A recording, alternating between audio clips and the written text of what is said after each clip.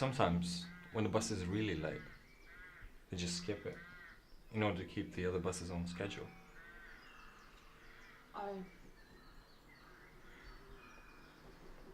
We could just walk back to Reefham. There are connections, if you're going to Norwich. Okay.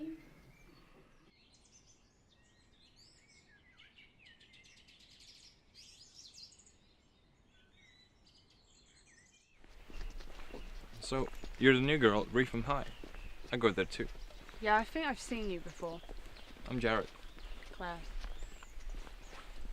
So, where are you from? Norfolk. Oh, that's nice. You must miss it though. You know, your friends? Not really, to be honest. I mean, my dad moved me here because of bullying, so it's like a fresh start.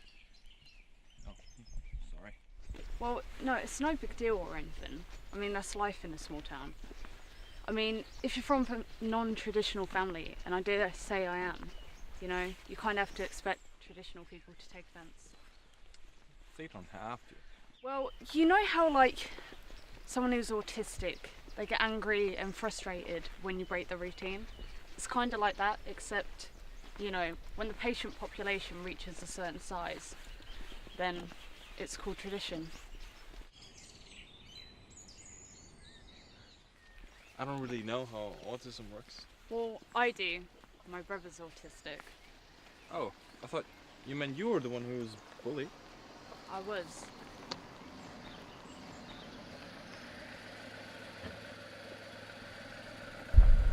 You don't know how happy we are to Hey, see man. you. Alright. Martin, this is Claire. Hi. Martin is like my oldest friend, back from when my family lived in Ayrshire. Yeah, but you can probably tell by the way we look into each other's eyes that this is more than just a simple friendship. Yeah, it's more like a mutually insured psychological destruction. Yeah. I mean, hugging is so 80s. But seriously, what was your name again? Claire. You look familiar. Do I know you from somewhere? Well, I've just moved here. She goes to my school. You know what it is? It's those drawings, you know, in your notebook? Where you do your sketches? I don't really remember anything like that. I'm sure that's it. Let's see it. Come on, get it out. There could be maybe one or two where maybe there's some sort of resemblance. Crazy coincidence, eh? Yeah.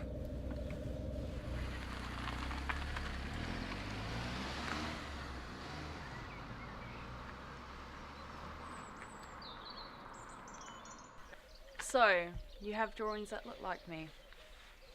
Well, Martin seems to think so. Do you have the sketchbook on you?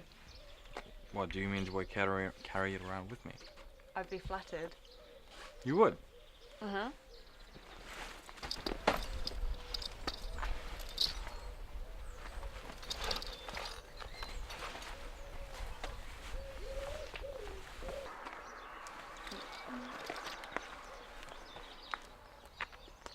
You know, when you're born a boy, you can have some terrible insecurities about the way that you look. I mean, it's so nice when someone finds you attractive. Born a boy. Does that bother you? Me? No.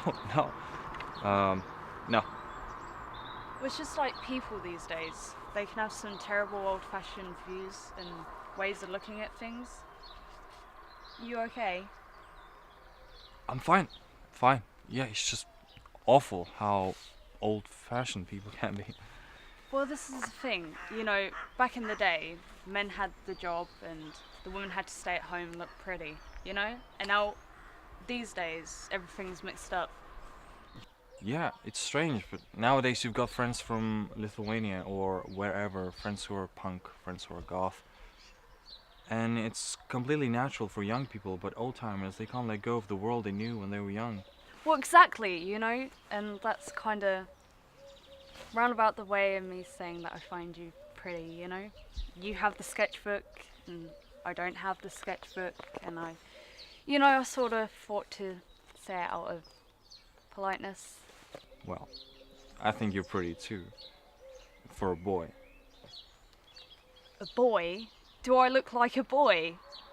You said you were born a boy. No, I said you were born a boy. You thought I was a boy this whole entire time.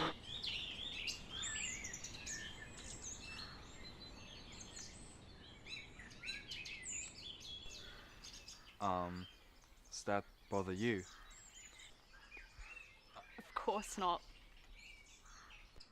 That was kind of funny, huh? A little confusion there. Yeah. Well, here's my bus.